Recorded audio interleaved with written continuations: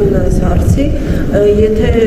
ներդրումները շարունակվեն 2026 թվականին Հայաստանը կարող է դառնալ AI ոլորտում շատ մեծ տարածաշրջանային կենտրոն, data կենտրոն։ Դուք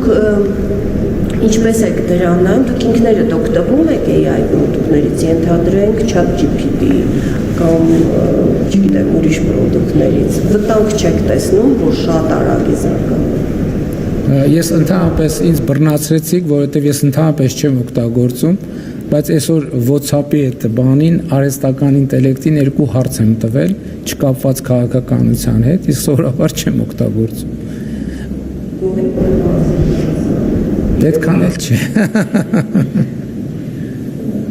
Ընդհանրապես իմ բանը, իմ դիտարկումը ինչն է, որ կառավարության նիստերին էլ եմ այդ թեմային անդրադարձել, որ հարցերին պատասխանում են ավելի երկար, քան հարց տվողը ակնկալում, ոնց որ արհեստական բանականությունն էլ տենց ամեն դեպս իմ հարցին ավելի երկար պատասխանեց, քան ես ակնկալում էի, երկար տեքստով։